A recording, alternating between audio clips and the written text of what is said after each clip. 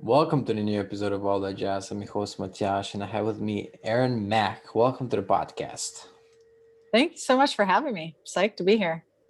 Cool. I'm glad to have you on. So let's talk about what you talk about stress and all that. How you got into this kind of work? Because stress is something I'm familiar with, and a lot of other people are also familiar with. Because I think we deal with it so much every day, especially nowadays. In a maybe even more in US in an increasingly busy world with a lot of obligations and things like that. So how did you get initially into this kind of work? Well, first I'll preface the whole thing with, these experiences that we have that don't feel good, like stress and Hi. anxiety and overwhelm, all those things, they're basically the same experience. We call them all these different things, but physiologically speaking and emotionally speaking, they don't feel good. And physiologically, we're releasing chemicals when we have these experiences. And those are kind of really the thing that makes them different from another.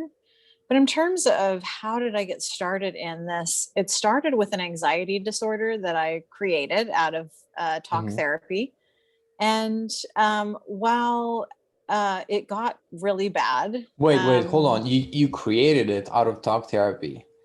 The way you yeah. phrase that is interesting. So do you think the labeling of it hurt you? Well, what I mean by I created it is so everything I teach from is two things. One is the dominant thoughts that you think is what creates your reality. The second piece is if that's true, then you are responsible. So taking personal responsibility for what you've created.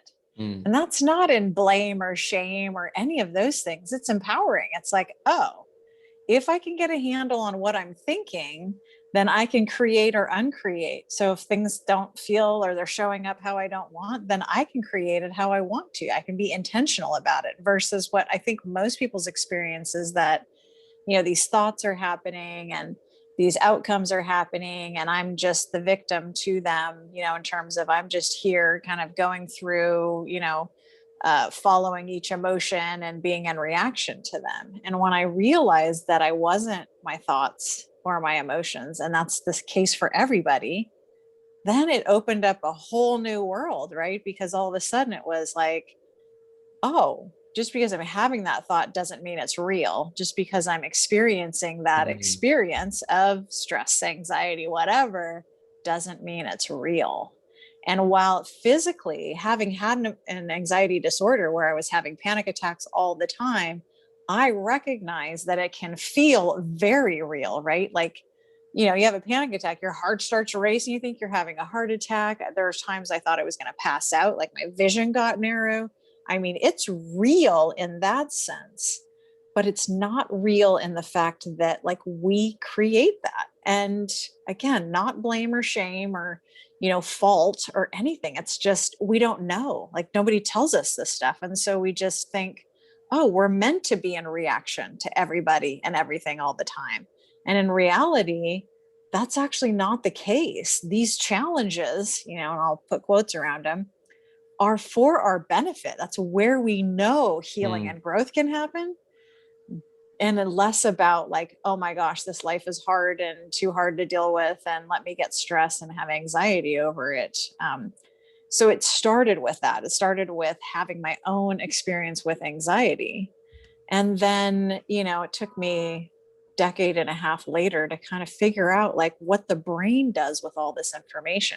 So when I said I created the anxiety disorder, what really happened is I went into talk therapy. We talked about trauma over and over and over again. I told that story over and over and over again. Right. And the subconscious mind doesn't know the difference between what's actually happening right now or what you're telling it is happening. And so I was literally reliving. Yes. Right. So the important piece, though, I do want to tell people is I'm not saying talk therapy isn't good. It does have its values for sure. Yeah. It's just what I did to create it. And so I created that anxiety disorder because I was so afraid to feel any of the emotions that happened as a child. And so that was literally, the anxiety disorder was a defense mechanism that I put up so that I wouldn't feel the things. Okay. So what was the emotions that you were covering up? Were they worse? Was it like guilt or shame or stuff like that? Well, interestingly enough, okay, so I said, like it got bad, right? I was holed up in my home. I would only go out for very, grocery shopping and to go see my counselor literally for like 9 months. Like it can get that real and I'm sure I'm not the only one. There's probably many people have had that experience. Um, and the reality is that that creation was for the purpose of, well, see, so what I'm trying to say is when I got to that pinnacle of experiencing that anxiety, I thought I was going to uncover some like aha, or there was something latent that I hadn't, dealt with or whatever. And Yep. when I got to the top, there was nothing there. It was void. I was like, wait, but what was all this about? And that's how I recognized that it was a defense mechanism. Mm. And, you know, I'm not saying that there aren't things there, and there were things there. And people always ask me, what were those, what was that trauma? What was that? It's not about the trauma. It's not about what happened to me. I mean, we all have bad stories. Everybody's experienced things that didn't feel good. It's less about the story. It's less about the people. And it's more about what you decided about you based on that Mm. story. And Right. that's those underlying beliefs that we decide about ourselves that we make all these decisions from. And there are things like they're very broad, like, I'm not worthy. I don't deserve. I'm not good enough. Those things. And those things are powerful because they can infiltrate all areas of your life. And Mm. if you have that belief and it's in there and you don't recognize it, and you're making all these decisions from it. If I'm not good enough, I mean, you can imagine how that shows up in romantic relationships, friendships, business, Oh yeah. like everything, right? I have personal experience with that. So yeah, of course. There's Yeah, we the all do. Yeah, and do you think it's better if you, because some people use affirmations to clear that away. I personally think it's a somewhat limiting thing because there's still underlying emotions there, and you're trying to supersede them with affirmations, and maybe sometimes that works. But what is, in your experience, what does work? I personally believe that affirmations, if used appropriately in the Hmm. right way, can be effective, but they need to be used with something that can tap into your subconscious mind. It's not enough to just say something over and over again. Really, and one of the things I teach is a visualization. And the visualization is really about all the feels, right? Because you have to create an elevated emotional experience. If you don't create that in the subconscious, then you could say, I'm worthy or I deserve or whatever a billion times over, and it would have little to no effect. Hmm. I think you have to use, different techniques, meditation, visualization. I also teach tapping, or EFT is what it's called. Mm-hmm. Those tap into the subconscious. You've got to get into that space and then insert the new thing. And then the other thing I teach is a process on how to heal and grow from these experiences, recognize where we need to heal and grow, and then a process to getting through that. And through that process, you can also heal. But it's less about affirmations and more about just recognizing, having emotional awareness when you're having an emotional experience, what that means to you, where is it located in the body, sitting in those emotions, allowing them to happen, not tamping them down, which we've been taught to do from a young age, Right. Right. literally. Like Are all of you our life. And that's all we do all day long is try not to feel emotions. Are you familiar with the book Letting Go by David Hawkins? It talks No, about I have seen it, but I didn't read it. it talks about what you just said. It talks about instead of suppressing, expressing, or escaping your emotions, go directly into them and experience them out without judging them or wanting to change them. And then eventually, if you do that long enough, they'll become lighter and then they dissipate if you do it long enough. So it's really inspiring that there is work out, like that out there, and I think more and more people are learning about it. I just saw Russell Brand recommending that book, and so people are in the mainstream are getting to know it little by little. So it is encouraging. Yeah, I mean, I think one of the things is that I don't think people recognize that if you're experiencing, stress, anxiety, worry, overwhelm on a regular basis, it's not going to go away just by finding one little tool or strategy. The that's letting us know that there's an area to heal and grow from, Hmm. and if we don't do the work to heal and grow in that specific area, it will just keep coming. And I don't mean that as a, like, doom and gloom type of thing. It's just like anything else. If you had an open wound and you just kept it wet and didn't put any, antibiotic or something in it so that it didn't get infected, it would just keep getting infected over and over again if you didn't Hmm. clean it out and do all the things. And it's basically the same thing. It's like, if you are experiencing those emotions on a regular basis, they are not going to go away. They're going to show up over and over and over again. So rather than find something on the outside to try and make yourself feel better, like, a new car or a bigger, nicer house, or, Right. striving for these incredible goals. I'm not saying don't have goals, have goals. Of course. But when you think those are the things that are going to band-aid those feelings, they'll just keep coming. And that's not a game you can win. There'll never be enough cars or nice enough cars or big enough house or enough money or any of that. Because that's striving for what, like, Buddhists would say, striving to, like, grasp onto the ground. Right.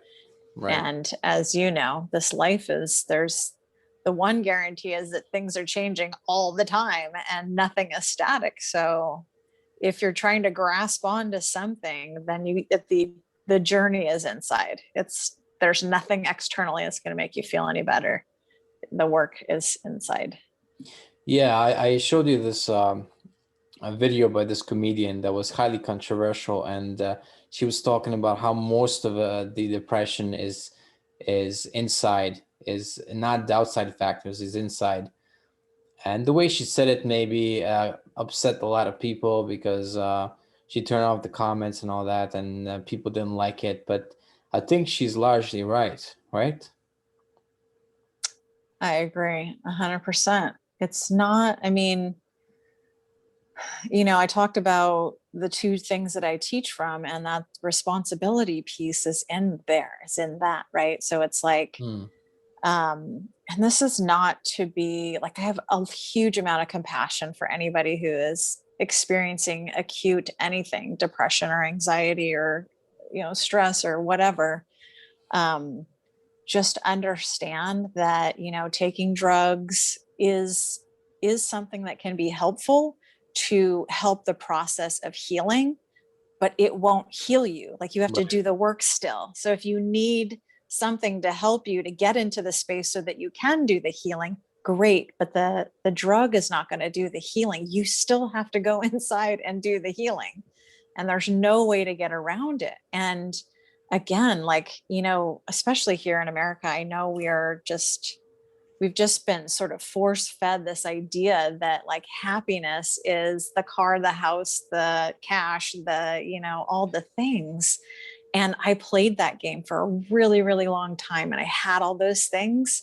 And I was miserable. And it's not to say that those things caused that. It's that I had made the connection that it was, if I had this, then I would be happy. Right. And I'm here to tell you that that connection is false. and very faulty. And if you go that direction, you will not find what you're looking for. Joy is different. That's an internal experience that's not just, exuberance and excitement and all the things. It's those things, but it's also encompasses things like calm and peace of mind, which is like, not being caught up in your thoughts, and stillness.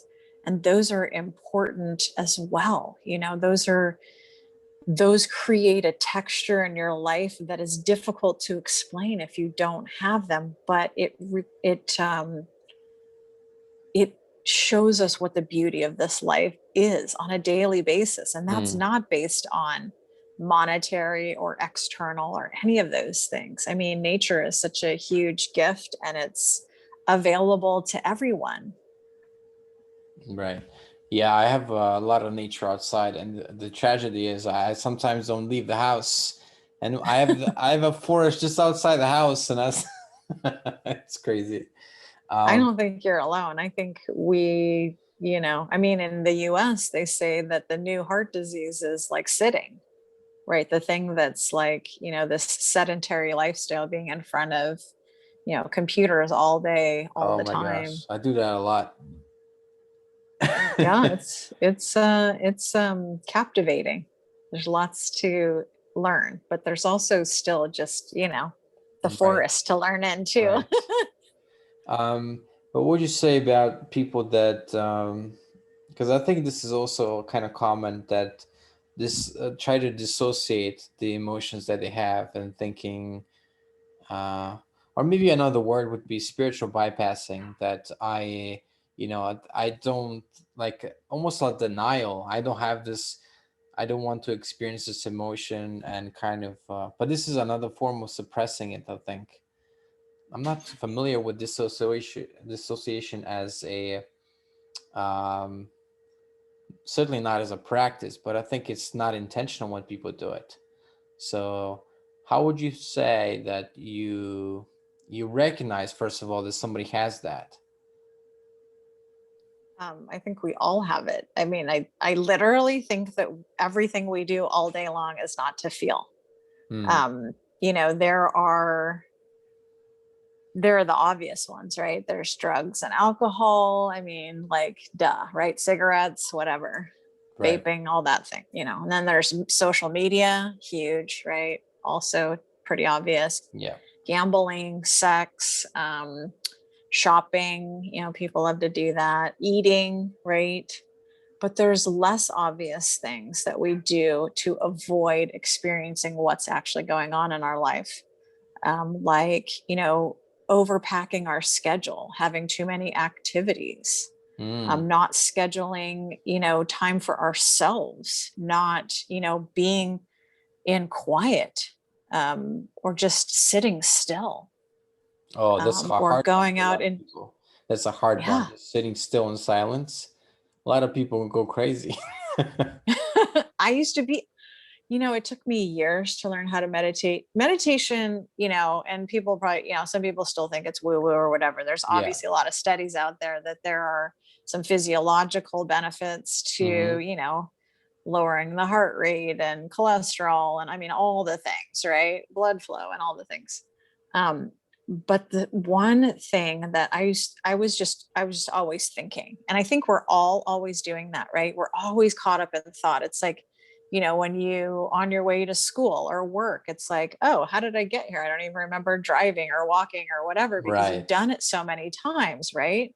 And that's actually the state of our being most of the time, is like lost in thought, lost in, making up a story about something, lost in, whatever is top of the mind. Usually it's not good stuff too. It's like, oh, I didn't do that right, or I didn't get to that thing, or this other thing is like this so busy. It's like, gotta do all these things today, this Yeah. idea. Cause I used to be that person. I get it. I'm not that person anymore. And when people say, oh, I'm just so busy, I can't make time, I'm like, why? Why are you that busy? Like, nobody's that busy. That's like, is there Well, joy in all the things that you're creating to make yourself busy? are you doing them intentionally? Like, are you present in all of those activities? My guess is no, right? Mm-hmm. Well, what if you're, let's say you're working in a job that you really don't like and you're working 14-hour days?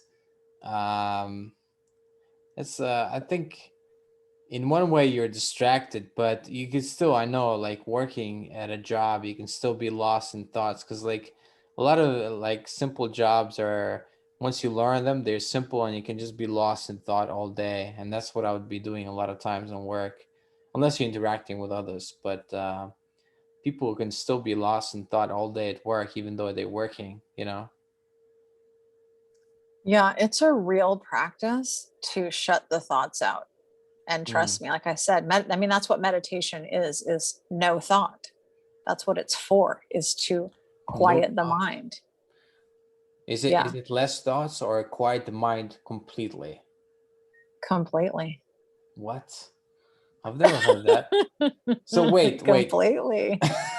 So I'm not I saying everybody can practice that. I mean, I was just listening to Pema Chodron and she was saying, like, my mind is busy. So hmm, there is the practice of no thought, but there's also this other thing where it's like, if you are present with the thoughts that you're having and you don't have a lot of energy tied up in them, like they are not firing off your beliefs or you're not having emotional reactions to them, they're just, like, I need to take out the garbage or whatever the thing is, right? hmm, Those thoughts, whatever, it doesn't matter. I mean, they're taking up space, but not a lot of energy. But those other thoughts are taking up a lot of energy and they are playing in the background. They are the wallpaper of your life. When you start to get emotional awareness and recognize, like, oh, there's that voice again telling me all these things that not so wonderful feeling, right. like, oh, there he goes again, or there she goes again, or there I go again doing, the thing I know doesn't serve me. Hmm. What kind of meditation do you do to quiet the thoughts? I'm really interested. So, like I said, I was constantly in thought, right? I really did think that that's what this life was about, was thinking, thinking, thinking, coming up with solutions, Yep. and if you'd asked me years ago, I would say I'm very solution oriented person. I can come up with solutions. Hmm. The thing is when you're overthinking like that, solutions do not come in that kind of thinking. Right. It's when the thinking stops that solution comes. And so when you recognize that, then you can practice this no thought thing, quiet the mind, get in the moment for, whatever. It can be like just a moment if you want to reset during the day and things have gone, awry. And then get back and focus on what you want, or, 5, 10, 15, 20 minutes. And so for me, oh my gosh, I would just like, this, I'd be meditating with the music on and like 5 seconds would go by, I'm like, oh, thinking, thinking, thinking. Oh, there it is again. I'm thinking, and it can be frustrating. And so what I usually teach people is this idea that you have a mantra Mm-hmm. so that you have something to go back to. So the practice in the beginning looks a little chaotic, right? So it's like, okay, I'm going to quiet the mind, put on the music. I have my mantra, what something positive that speaks to you, or you can use something in Sanskrit. Om, obviously is a kind of an all-knowing, tapping into the all-knowing. But there's, you could say gratitude, love, whatever speaks to you. And so every time you notice that you go off in thought again, then you go back to the mantra and you just concentrate on the mantra and your breathing. That brings you into present moment. And then you notice your thoughts again. And it's craziness, like how, caught up in thought you can get. I was just doing a class over the last 4 weeks. And I said, I wanted to give them an example of how much thoughts were going on in their mind. Yeah. I said, I'm going to ring a gong, listen to it all the way to the end, and then when you hear the next gong, then you can open your eyes. And so I think I only waited like 2 minutes in between the gongs, and like all kinds of thoughts went on in that 2 minutes, right? Because you're thinking, oh, there's the gong, I can hear it, I hear it all the way to the end. And then you go to, right, you start thinking, oh, when's she going to do the next, when's she going to do the next gong? Wait, did it happen already? Maybe it didn't happen already. You start doing that whole thing and it's like, you know what Right. I mean? And that's like our little brain goes to all these places instead of just like relaxing and being here now. It's like getting all crazy on all the things, some Mm, of which don't mean anything, but some really do take up a lot of energy. right. So, is your background a little Buddhist? Because I'm sensing a little Buddhist background as far as meditation. I would say that I don't, associate myself with anything in particular. There Hmm. happens to be a lot of things that I just know innately or intuitively that work for me that happen to be Buddhist. And Mm, I'm just discovering that by listening to people like Pema Chodron and the Dalai Lama and certainly the things they say resonate with me because they're about love and peace and stillness. mm-hmm. So yes, in that way, yeah, 100%. But I don't, like, for me, I don't need a something to like a guidepost like that, but some people do, and that's wonderful too. Yeah, whatever that is that you need. Some people it's organized religion, wonderful, as long Yeah. as the intention is peace and love, and wonderful, great, do Right. that. Yeah, there's also about meditation. There's TED Talks that, like you said, there's been studies that prove that if you meditate at least 30 minutes a day, like the gray matter in the front of Mm. your brain will start to thicken, and the things in behind your brain that are responsible for fight or flight and things like that are, I think, the amygdala, are they shrink. Mm. So it's really remarkable. Like just doing that for a month, and then uh, apparently that has its own momentum. So even after you stop, it still goes for a little bit. So it's really Mm. crazy how we can change physiologically the brain, and I think people are starting to realize that, and in this very crazy time. Do you ever listen to or read Dr. Joe Dispenza's stuff? He's the guy in What the Bleep Do We Know? He's kind of Yeah, about the brain and all that, right? yeah, neuroscience, neuroplasticity, Yes, epigenetics. I'm aware of him, but I've not. Well, I've listened to him about visualization and things like that a little bit, so I know he says like things like your brain doesn't know the difference between what's real and not. If you imagine it, then it's real for the brain. Yes. Really And interesting stuff. yeah, I mean, I think, well, obviously we know mind body connection, right? Mm, Because people say, or I think it's pretty common knowledge that, stress leads to, heart attacks, right? That's kind of a thing these yeah. days. And I would say actually stress leads to all kinds of disease, not just heart attacks. It just Yeah. happens to be one of those things. And so we recognize that, but we only recognize it in that way. But actually, all of your thoughts create a chemical cocktail. And so you can Mm, imagine the not so great feeling ones have a different feel than like elation would have. However, if you look at something like excited and nervous, they have the same physiological experience, literally. It's just that we've attached a negative or a positive to it. And so it's mm, that easy to change that and go, I'm nervous. No, actually, I'm excited, you know? And you're still going to have those feelings. But when you recognize that you are in control of these things, like your thoughts are creating that chemical. So if you can change the thoughts to positive things, obviously the chemistry is going to change. And that's what that gal is talking about depression. The one you were saying before, I've forgotten her name, Arbor or something. yeah. Yeah, I'll leave the video that's what in the she's description talking if about. I people don't know want if to she see. knows that's what she's talking about, but Yeah. that's exactly what she's saying. She's like, you can change the experience by changing the thoughts. You can also change the experience by the input, right? So she was saying something about, not watching or listening to negative stuff, or, Yeah. recognizing when you're having an experience and not allowing that in, and being intentional about the environment you're creating. Like, who are you spending time with?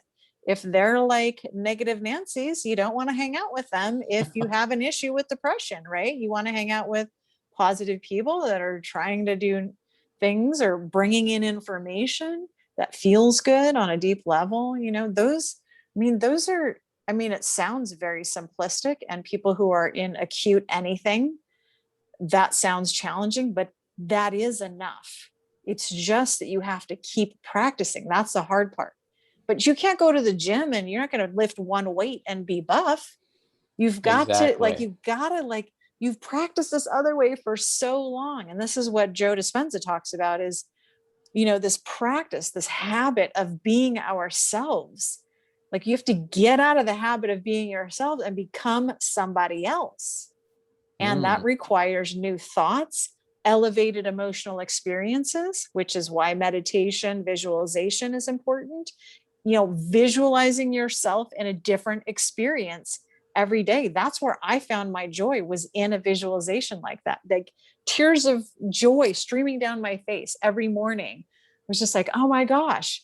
And so what I usually tell clients is, write out and visualize every morning a day in the life of everything you ever wanted, because mm, we want what we want because of how we think we're going to feel when we have it.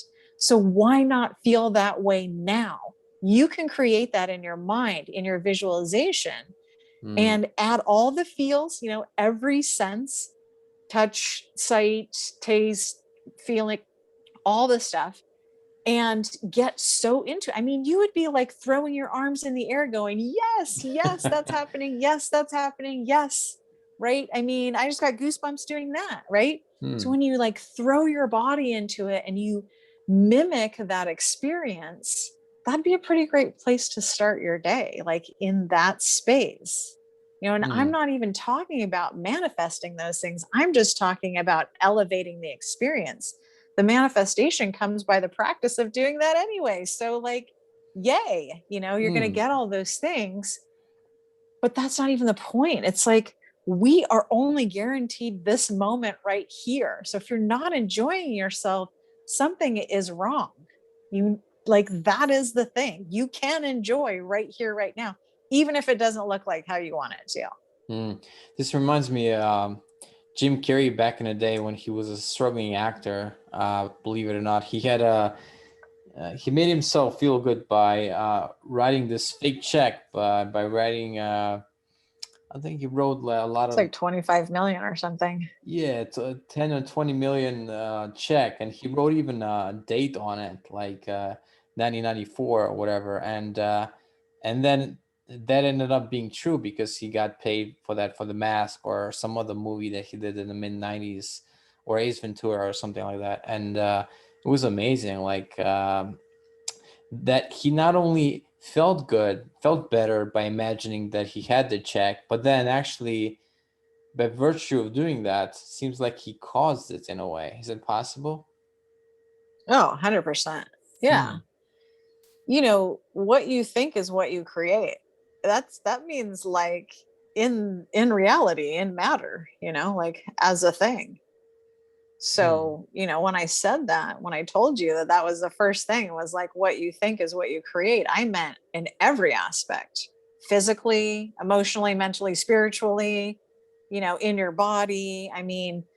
Uh amassing, like, things, stuff, you can do that too. 100%. I'm not teaching that, but it's a thing for sure. And if anybody wants to really learn from a pro, I would say somebody like Esther Hicks, who channels Abraham Hicks, is a phenomenal person to watch. She's got a bunch Hmm. of stuff on YouTube. And um, you know just again recognize that the attainment of those things is going to bring you like a blip of good feeling, and you're just going to be back to, because still you. If you haven't done the work, it's still you. And you can have all the cars, and look at all these famous people, they're miserable. All my clients, multimillionaires, billionaires in my old business, some of the most miserable people I've ever met. They could do whatever they want all day long, buy whatever they want, and they did. Many homes, all kinds of cars, trips, all the things, and still just Yeah. unhappy. I just this reminds me. I saw this sad video of sad for me. I saw this video of Floyd Mayweather, which is this. Hmm. His Yeah, nickname I is know he is. Money. His nickname is Yeah. Money, and he had seemed like a girlfriend of his, and he was kind of teasing her that she wouldn't be with him or being so nice to him if he didn't give her her allowance, and all that, Hmm. and almost like recognizing that he was using her, but she was using him as well, and didn't seem the happiest kind of balance or a relationship in any case, and yeah, even though he's worth, I don't know, half a billion or whatever or more, it just didn't seem like maybe he wasn't happy that moment, but still, it just seemed like to me, okay, money is a really big issue. I think most people think that if I have a lot of money, I'm gonna be happier than I am now. Maybe that's true to an extent. Maybe that's true to a certain value, but you have money above that value, then it doesn't really change much. And then other people, all your relatives and friends you barely knew come and ask you for money, and then you have rich people's problems. So it's you know, then you don't know who your real friends are. Are you my friend just because of the money, or are you really my friend? You know what I mean? So interestingly enough, a friend of mine, we were just talking about this. We had gone to a seminar together, Yeah. and he was talking about the facilitator, and the facilitator said, I don't know if I told you this before. Hmm. Facilitator said, they were talking about money, and because money is a huge hot button for lots of people, Yeah. myself included. I mean, I've definitely done a lot of work around that. And he said, would y'all like to know what it's like to be a multimillionaire? And everybody's like, yeah, yeah. He's like, okay, close your eyes. And everybody closed their eyes, and he says, how's it feel? It's the same. There's nothing changed, right? I mean, you might have, these problems that you're speaking of, but you have sort of problems going on in your life anyway. They're not any different. They're just different problems, right? But who you are doesn't change, because that part is the healing and growth part. And if you haven't done that, you can have all the money in the world and it's still going to be you, still bringing all of you doing your thing that you do, which is, whatever stress, worry. You're going to find something else to be worried about. I'm telling you, there's not enough money in this world to feel secure. And if you didn't all get that over the last year of this coronavirus, Hmm. there is no security. Stop looking for it. It doesn't exist. Well, I think people would still love to have some sort of money, and it's such a, like you said, it's such a big belief system that once I have at least some money, that I'll be secure, or whatever. But still, anything can Trust me. happen to your family or whatever. There's so many, just going down walking down the street. There's risk involved in pretty much anything you do. you know, Yeah. Well, some I mean, you think yeah. about it. What just came to mind when you said that was like, I've had clients that, they have all the money in the world, and a loved one gets ill with a disease that they don't have a cure for, or, they don't have money's not going to do anything to make that go away. You lose people in your life, like you said, get hit by a bus. What are you going to do? Money can't change that, Yeah. you know? And if you're not right with you and the relationships you're creating in this world, that just creates more havoc. I mean, I think the real journey here is, how do I recognize why I'm here? Not only like I believe we're here for spiritual growth or self-development or evolution or consciousness or whatever you want to call it. Um, and to learn and grow from all the things that are agitating us all the time. And through that learning of myself, I create deep, meaningful relationships with others. And in those deep, meaningful relationships, I don't regret a thing. I don't get to my deathbed and think, you know, the things that, I mean, most people, they spend their life trying to amass things and money and all this status and whatever. I don't think we're on our deathbed going, I wish I had worked more. I wish I'd made more money. I wish I had more things. We're going, I wish I had, spent my time with the people that I love and made deep, meaningful relationships and memories with these people. And Yeah. so if we can keep that in mind on a regular basis, then we make different choices. Yeah. I think the human part and the spirituality, especially because that's all interconnected with how we treat others, how we treat ourselves. And so you mentioned visualization before. So can we do like a mini demonstration about just this is how you what you teach to people, right?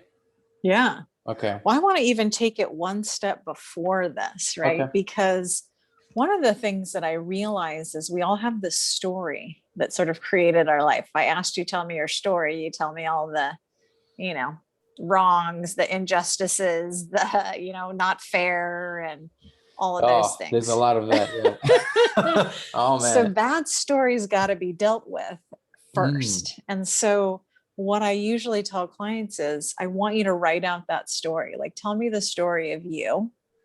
I don't want to hear all the happy stuff, because we don't need to do anything about the happy stuff. We got to do something about the stuff that doesn't feel so good, right? And recognize, I mean, I don't think it's a stretch, or maybe you do, but I don't, or I mean, you can tell me. I don't think it's a stretch to think that we pull from this story, right? Because that's our experience. That's the history that we know of a Mm. lot. And maybe we don't even realize how often, but I would say majority of everything we do is from that story, because that story created kind of what we think, how this world's supposed to show up for us, right? The rights and the wrongs and the Mm. expectations that we put on other people, and actually what we think is possible, like the perception of what this life means to us. And so when we have these things that aren't serving us, that came from that place, then writing out, it has to be written out, not typed. So written out, because there's something in that process of taking it from here and make it into matter, right? So it's on a page now. Okay. Okay. This is something I've heard before, but explain to me why writing like this is better than writing with a keyboard or something like that. Is it just the process of? Part Okay. of it is the physical action of what you're doing. And also there's something like when you're typing, it's almost like there's something in between you and the thing you're doing. It's the computer, right? It's the keyboard. Whereas when you're writing, it's like you taking you and putting it on a piece of paper.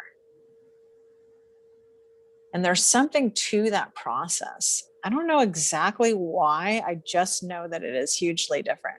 I mean, I'm writing a book, right? Or I wrote the book and now I'm editing it. And I started to try and edit it on the computer, and it's been like baffling me how difficult it is. I finally printed it out and it's like a breeze. I'm like, oh, I can just, make a note here. And I was like, Oh yeah. oh my goodness, like, what is that? But it takes it from here into matter. And there's something about the writing process that it's, it's physically you doing this thing and putting it on the page. And also, I don't know. I don't know if this is true for other people, but for me, I'm very visual. So as I'm writing it, I'm reading it too. And so I'm really in it more than I am when I'm on the computer sometimes. That's just the other reason that I like that is because, um, yeah, there just doesn't feel like there's anything in between. It's just you and the Mm. paper, right? And so after you write the story, and I want all the details, like everything, like it's, everything, like you want to get everything out on that, in that story. And So then I tell them that biography, yeah. that will take a while. Write a short book about it. Well, like I said, I mean, there are specific things that have happened in our life that were turning points, right? They were Okay. Yeah. like, you know, uh, they left a divot, let's just say. They left a dent And in your soul. yeah, yeah, something like that. And then the process is to read it out loud, because there's something about reading it so that you can hear it, right? What about When reading you it just to read another it in your head, person? What about reading it to another you person? also That's can do scary. that, especially if you're in relationship with somebody and you both want to do it, Ooh, because you're basically alerting the person that you're in relationship with, like, hey, this is the past that might show up and likely will in our relationship. These are some of the things, and you'll start to recognize them right. so Like, that you know when I'm doing my healing and growth that has nothing to do with you. It has to do with right. this thing over here. Like I messed up, and also you're messed up, so we recognize that. Okay. Yeah. No, it's the truth. I actually just did a couples class, and it was my first one. And I Hmm. just love it because exponential growth can happen when two people are recognizing the process of healing and growing together. So Hmm. it doesn't become this escalation of things, right? It's not like you said that and I feel like this now, and then their beliefs, they escalate it with, oh, yeah, now I feel bad. And here's why, right? it doesn't get to an escalation, because it's like you come from a responsible place and you say, you said that, I feel this way, I own that feeling, there's nothing that you can or need to do to make me feel better, only I can feel better Right. by myself. And so I'm just letting you know so that you can support me in the fact that I'm hurting right now, Hmm. and that you've poked a belief. Not a big deal. It's not your fault. You didn't know. And now I'm going to do some healing and growth around that, versus like, you did this to me and now I'm upset. It's your fault. You did this to me. No, it's like, this happened. I'm experiencing this and I'm going to heal and grow through this. And instead of you getting escalated and getting upset about your beliefs, you're just going to support me in that and go, oh, I didn't realize that. Whether or not you decide to do that thing or say that thing again is your choice. Hmm. It doesn't have anything to do with you. So that, our emotions are ours. Like, that is, they belong to us. It's not anybody else making us feel these ways. We're feeling this ways because of us. You know where it becomes tricky though, is let's say you have a couple. I'm just thinking about this. Let's say you have a couple, and someone feels that there was an injustice done, and the other one doesn't feel there was, or doesn't want to apologize. So on the one hand, you have resentment, and on the other hand, you have defiance. Oh, I'm not responsible for what happened, or I didn't do anything wrong, or so yeah, that could be I think resentment is a huge poison as well, in my experience in my life. Yeah, I think, when you're trying to support other people in their healing and growth, it requires a lot of compassion, Hmm. recognizing that, oh, sometimes I don't feel good too.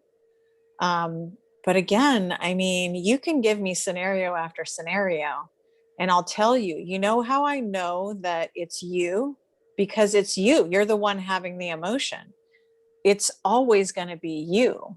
And I use this example, like, have you ever gone to a party with a friend and you walk in and there's somebody there and they're like, oh man, I can't stand that person. They're, mean or rude or whatever. Yeah. You're like, oh, I didn't have that experience of them. They seem pretty cool to me. I had this really cool conversation about, the planets or something, Yeah. right? Yeah. So what's happening there? Well, you know the person differently. You hold them differently as well, and there's a emotional charge that you have that's very different than the other person has towards them. Right. Because that person is poking your friend's beliefs, and you don't have those kind of beliefs. Hmm. So if that's the truth, you know, I guarantee if you've been in a romantic relationship and you're getting into an argument, if I stepped in the middle of that argument, do you think I would care either way? Who was right or wrong, or I would have any emotional charge on any of the things that you guys are talking about? Well, no, but that's like that's like a movie scene. You stepping into an argument that doesn't happen. Usually, Usually, you know what I mean? Usually it happens, behind closed doors, and there's, unsaid things, or, I shouldn't have said this, and Well, etc. just know that the people that are in your life are in your life for the purpose of your spiritual growth. Mm, And yeah. they are Uh-huh. the ones that will poke at all of your beliefs They will, and get you yes. into reaction on purpose. That's how beautiful the universe is. It Oh brings my, all these things my for you goodness. Yeah. to work on these things, because those aren't, if I got in a relationship with whoever you're in a relationship with, we would have different arguments. We talk about different things. Mm, That's because I have different beliefs than you. I have different emotional experiences than you. I have a different view of this life than you. And so that's what I mean is, if I went into a relationship with somebody you were in relationship with, we would have very different conversations. We'd have very different arguments if we had any at all. mm, Right. And so that's how you know it's you, it's not them. The combination is the two of you coming with your beliefs. And when you don't recognize that those beliefs are firing off all the time, then you escalate into these arguments. But when you understand that when somebody comes to you and says something like, you just said that thing and it really hurt my feelings, but they also say at the same time, and there's nothing that you need to do to make me feel better. There's nothing you can do. Only I can make me feel better. Nobody right. else can make me feel better but me. Yeah. And so when you own those relationships and you are responsible in your reactions to them, that's a very different way to go through this life, versus you did that and you made me feel this way, or that Mm. situation made me feel this way. That's victim stance. I'm asking you to take responsible stance, which is, I have these feelings and there's nothing wrong with them, good or bad, except they don't feel good. So what can I do now to make them feel better? But you know what happens as well is that once people know you really well, they know the buttons to push. Once they know you, they can trigger. They know how to trigger a reaction if they want to, and sometimes it happens intentionally. They're like, "Yeah, I'm just gonna, I'm just gonna dig in." I've had friends like that continuously push my buttons, and some of them had to. The friendships ended, and that's how do you do. That's a really hard one, because if you're dealing with somebody that's often in bad faith, I think that's sometimes people have to draw the lines. That's a different thing than what you're talking about, because I think what you're talking about is ideally both people are in good faith, and but when you have a situation where one person wants to dominate, or in bad faith wants to make the other person look bad, um in a win-lose scenario, that's very tough. That's very tough. I agree. And they're definitely, there's nothing wrong with setting boundaries Hmm. with people. And if they continue to not, you know, be compassionate with you and or, responsible, then yeah, the difference though is that sometimes people will just say, oh, that person is toxic and I have to get away from them. The difference would be, being a responsible adult and communicating your needs in a way. And once you communicate them, if they continue to not be respectful, then yeah, then why would you want to spend time with them? And the thing is when you elevate you, when you change your vibration by thinking more positive thoughts and being more intentional about your life and recognize and wanting to heal and grow in these different ways, guess what happens? Those sorts of people fall off. They don't want to hang out with you because you're like vibrating higher than them. And they, not higher is better, just different, right? But it is a higher vibration. But it is better though.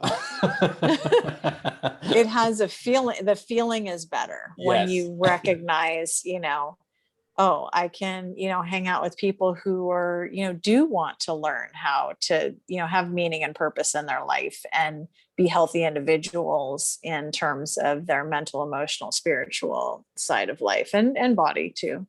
Right. it's not like the vibration is not like comparing like being at sea level versus on the mountains, because being on the mountains is as far as energetically feels better, and the weather is better and everything's better compared to the sea level. So but yeah, I get what you're saying, that it is not better than, but it feels a lot better though. People tend to be happier if they have less stress, less resentment in their life, and all that stuff. I want to go back to the visualization. If we Oh could yeah, let's go, go back to visualization. yeah, if you could Okay, go a little so bit. we get the story. We have the old story. Mm, We write it out with all the feels, all the major events, and then we say it out loud to ourselves. We tell our partner if we're in partnership, and then we never say it again. You don't get to talk about it to others. You don't get in a relationship over it. Oh yeah, my dad was an alcoholic too. He was abusive too. You know, all the things we love to get in a relationship over. No more. And then we have to catch it in our mind where it starts showing up over and over and over again. That requires emotional awareness, which is just a process of understanding ourselves more and more, hearing our thoughts. We have something like 20 to 60,000 thoughts a day. Clearly not going to recognize every one of those things, but there are some repeats that are happening a lot. And so when we start to oh yeah. see them, we start to see, oh, that has to do with this thing, and we find strategies and use them to get rid of that. Am I saying they go away forever? Am I saying some of them will? Some of them might hang out, but they'll have a whole lot less energy on them. Mm, Okay, so that's that. And then you get rid of that story however you want. You crumple it up, throw it away, burn it, blow it up. I don't care what you do, whatever is meaningful to you, rip it up, whatever. Then you begin to write the new story. Like that's that day in the life of everything you ever wanted. That's material things, that's emotionally, that's environmentally, that's, you know, meaning and purpose, whether that's, you know, what you're doing for a living, you know, spending time in nature, whatever that looks like. And that's from moment wake up to moment go to sleep. And it's a video that you play in your mind that you are in. You're not the camera, you're actually in it. You're seeing you in each portion of your day. And it has to have all of the feels. We're looking for an elevated emotional experience. So that requires you to, like, you know, get the goosebumps and raise your arms in delight and do all the things. Um, and that's like a 3 to 5 minute experience of, you know, I wake up and I'm in this, you know, like the temperature's perfect, like my bed was perfect, I'm refreshed, I had, you know, whatever amount of sleep I needed, and clear minded, and I yep. get up and I meditate and I work out and I go for a walk in nature, take the dog out, do whatever, all the things. Who's in it? What am I doing? Where's their purpose and meaning? And this is all outcome based, right? This is the end result, not how am I going to have the millions of dollars? No, it's just what do I have? If that's the case, what does my home look like? Who's in it? What kind of furniture do I have? Like recreating all, you know, like a movie in your mind. No hows, though. The hows are up to the universe. We're only responsible for what and why. And like, think about, why do I want these things? What will it mean when I have them? Mm, Just for the elevated emotional experience. That's it. And so when you practice elevated emotional experiences over and over and over again, guess what happens? Your life becomes an elevated emotional experience. Even when you don't have the things, it begins to be not about the things. It's about the feeling and the emotion that you have when you experience this life as it is right here, and you stop being in resistance to what is. mm. So are you saying that, because you're saying a bit about manifesting, so if you manifest a home worth $1 million or whatever, that the universe is going to find for you the business, the job, the opportunities needed for you to make that kind of money, basically. I do believe that. Hmm. You have to be clear though that there aren't some things standing in the way, and those would be sometimes those beliefs, right? So it's like I've had people in my classes that say, I grew up poor, we were food insecure a lot, and now he's a successful realtor, and he's like, I want to be a multimillionaire. He had some work that needed to be done because he had all these limiting beliefs around money and what did that look Right. like and what was possible. And so, the side note on that would be understanding, where you came from and what's running behind the scenes is important. Again, not for what the actual thing is, like some psychologists or analysts will say is, it's not about like who did what and all of that. Like that story is not about those things. Hmm. That old story, it's about what you decided about yourself. That's what's important about that story. And those beliefs is what you decided about. So if you had an experience with a teacher who reprimanded you for whatever reason, you decided you don't have a voice, you don't matter, that experience, that part of it is what's important, not that it was the teacher, not that it was the scenario or any of those things. And that's why getting rid of the story is actually relatively easy. It's what you decided about yourself, a little bit more challenging because Right. kind of uncover some things and recognize. But I'll tell you, what leads you to those beliefs is your emotions. When you are in emotional reaction, belief firing in the background, whatever that is. And so it's Hmm. not even important that you discover what the words are around what belief it is, like I'm not good enough, or I don't deserve, or I'm not lovable, or whatever it is. Really more important to just experience the emotion of it and sit in that and be okay with that. Because, like I said, we spend all this time not feeling, not feeling, not feeling. It's not appropriate for me to feel right now. I'm Right. at work. I'm like burst into tears. That's not okay. It's not okay for me to have an emotion or get angry, especially as a woman in a boardroom, right? Like these kinds of things. And I would say, I mean, I honestly, like I tell my clients all the time, you're not allowed to tamp down another feeling. Anytime it comes up, you experience it. And the only way to let it go is to experience it. If you keep doing this, you'll never get it out. And that stuff sits on a cellular level in our body. And that's what creates disease, is these emotions sitting in our body. As crazy as that sounds. Yeah, I think Eckhart Tolle had a word for it, like a pain body Yeah. that we Yeah. carry Pain around body. with us. And I think, if anything, I've learned from him that's a useful phrase, pain body, that we carry around. Yeah, what you said earlier is interesting because, about not saying your story again, because what's interesting in some other groups that I really like, for example, 12-step groups, I think, because I'm trying to reconcile with what you said. I think the reason they're able to still share this story again and again and again is because the emotion that was there is gone. So they're able to say, "Hi, I'm John. I'm an alcoholic," and all the funny and hilarious stories that happened when they were drunk and waking up, in a barn, middle of nowhere with a dog laying there, whatever it is.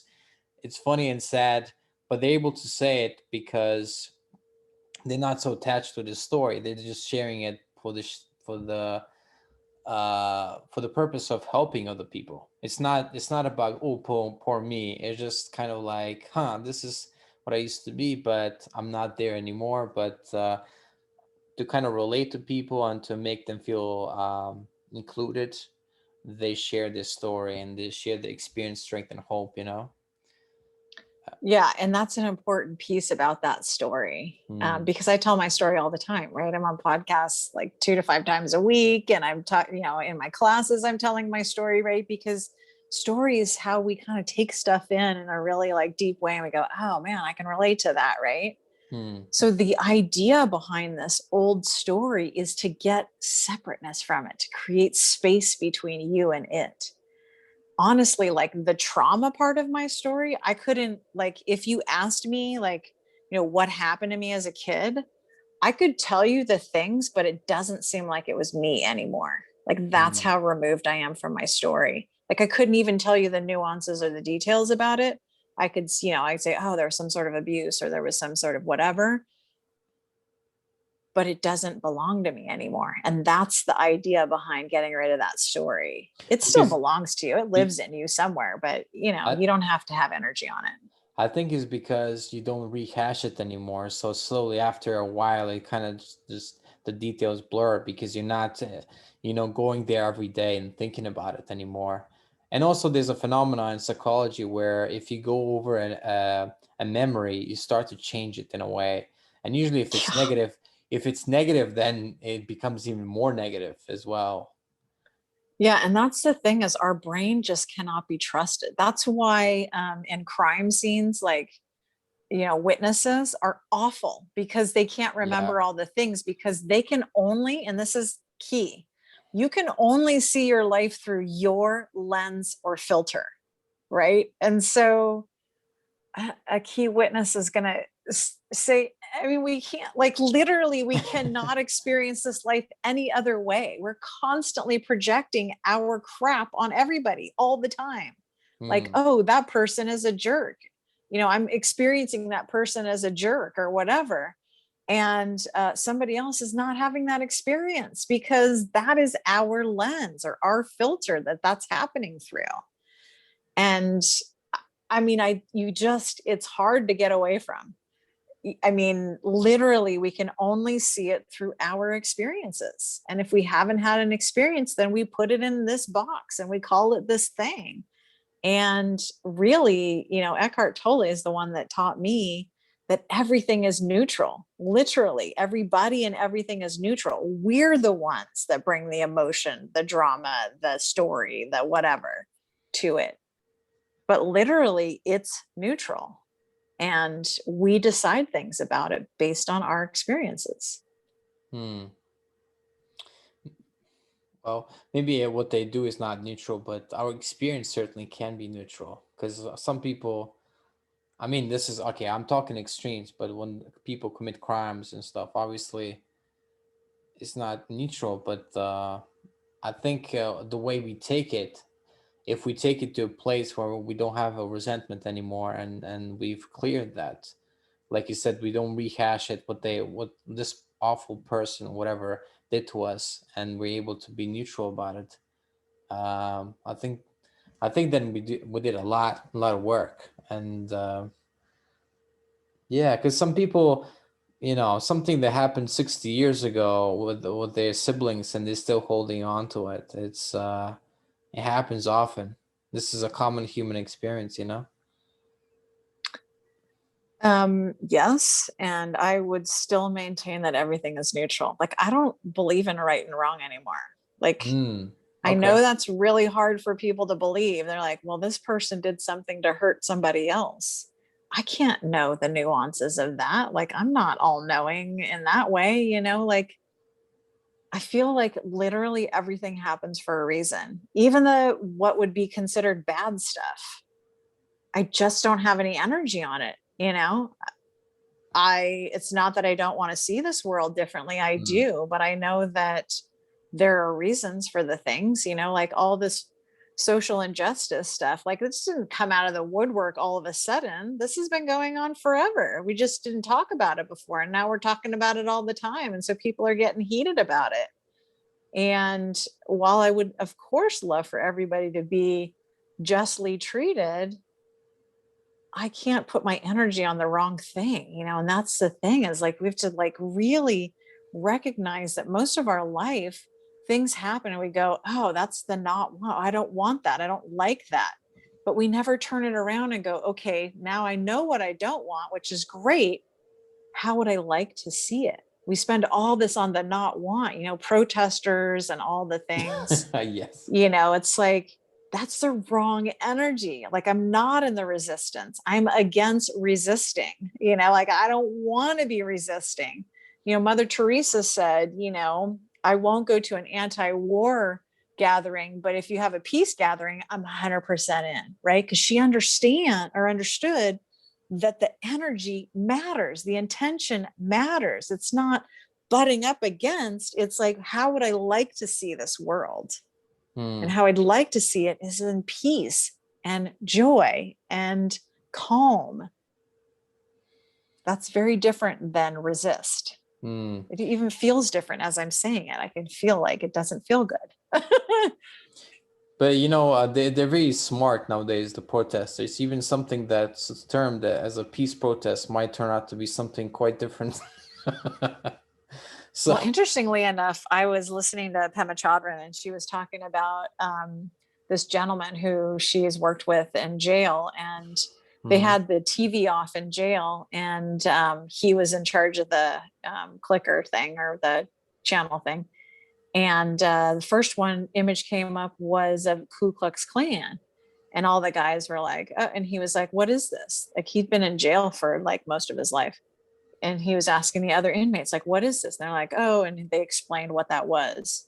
And then they said, change the channel. So they changed the channel, and it was a bunch of peace protesters. And he said, what is that? And they explained what it was. And then mm, they were like, change the channel. They changed the channel, and it was a bunch of men in suits. And he said, what is that? And they were like, Congress, right? The politics or yeah. whatever. And he was like, wow, they all have that same angry face. And it's the truth. It's like, are you protesting for peace, but you're angry? Like, not quite the right energy for that, Yeah, yeah. Save the planet and all that. Yeah, it's. I mean, it's hard because a lot of it comes from emotion. A lot of it comes from people that strongly believe. They're true believers of their cause. So passion usually, and losing themselves in something. Finding a purpose Mhm. in a way. All right. I think uh, I think yesterday when we talked, one very interesting thing you said about value is that you have value just because you exist, and I thought that's very interesting because I think we oftentimes judge ourselves by the value we bring as far as materialistically, to the world and what we're doing in our life. I know I do that sometimes. I I'd compare myself to where people of my age are in the world, and where people at 35 are. They're having family, they're having kids, and I'm in my room talking to people halfway across the world. It is what it is, but we're on a different journeys, right? So yeah, talk a little bit about that, about value. I'm so glad you brought that up, because I know for sure in America, I don't know about the world, but I'm guessing that there's some of that happening around most places, Yeah. especially, more civilized or industrial type, countries, where we've equated this idea that we have value because of the things that we've done, right? That this idea of success, and what does that mean? Again, in America, what we've been told it means is the car, the house, the relationship, being skinny and pretty and all the things, right? And I'm definitely here to say that there is, I mean, look, something created all of this, is all I can think. It just can't be random. It's not random. I mean, look at nature. Nature is not random, Mhm. right? Like, there is definitely some processes going on there. So whatever created all of us and this beauty, we must have part of that inside of us. Because why would you create something so wondrous and then create like less than humans running around? No way. No way. So I feel like, each of us has that essence. And the fact that we exist is enough. Mm. Have goals, do all the things, recognize that they're not going to make you happy. I know lots of people who are super successful. I know very few successful people that are happy, honestly, Wow. or have any kind of joy. They have momentary like happinesses that they sort of purchase and create memories over. But again, it's kind of like that angry face thing, it's like they're there, but they're not quite there. Right. And I think, this idea that like, if I get the certificate, if I do, it becomes about the certificate, and let me like brag about my kid because they're so smart and they've done XYZ and they're, or, let me show you that I matter because I have a degree in whatever, and physics, and I can do, whatever, invent things, or, let me show you that I can do, 250-mile races and, things like that. It's like, again, there's never going to be enough, right? Like, what happens after the 250-mile race? You got to find a 300 or a 400 or a 500-mile race. You got to, like, you know what I mean? Like, Yeah. when does it end? You have to When keep do you proving when do you yourself. have enough? Yeah, and I just want to tell you, like, strive for things, but only things that have meaning, purpose, and joy. Those three things. If they don't have them, then the question you ask yourself is why? Who am I doing this for? Am I doing it for me? Am I doing it for the deepest part of me, my soul?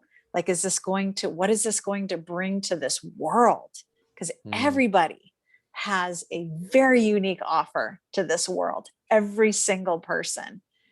Go and find what that is. Figure out what your unique proposition is to this world. I don't mean monetarily, and I don't mean a business. Maybe it is through those things. Wonderful. Do that. But first and foremost, recognize you have value right now. You need do nothing to have value. You already have it. You can't get away from it. And then figure out who you are on a deep level. And who you are on a deep level is this beautiful human that had all these wonderful experiences that you can now take and help other people. Like, that's the thing. Like, as a human, like, who doesn't love helping people? I know nobody who doesn't like to help, especially somebody who has less than or feels less than you. Yeah. So figure out what you can do to help others, be in service, enjoy yourself, find purpose and meaning through that.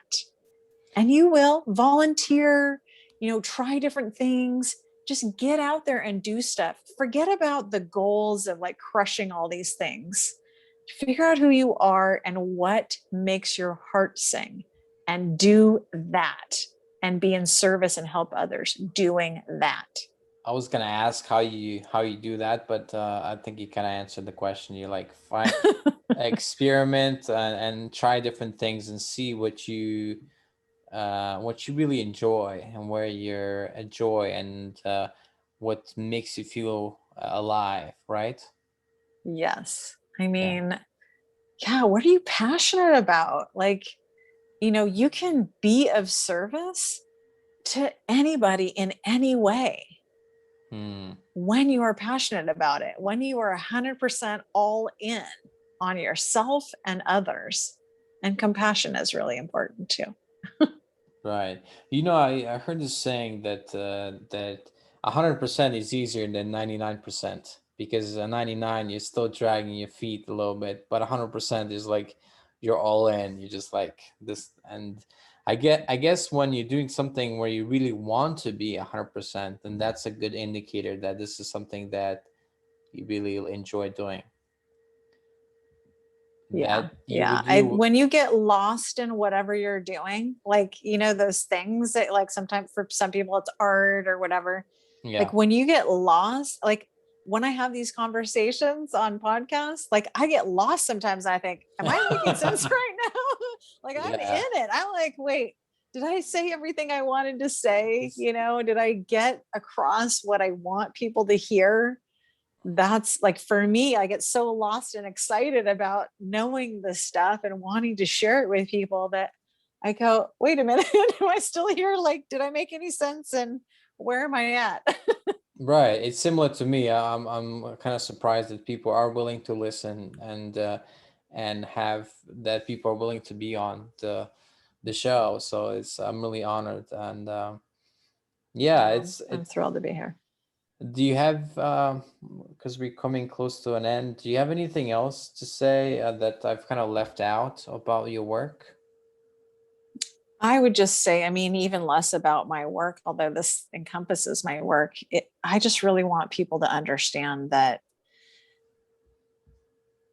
it is possible to be almost exclusively in joy, which is, all the things, exuberance and peace of mind and stillness and calm, almost exclusively. And if you're Mm. not experiencing that, please keep seeking. It is there for you.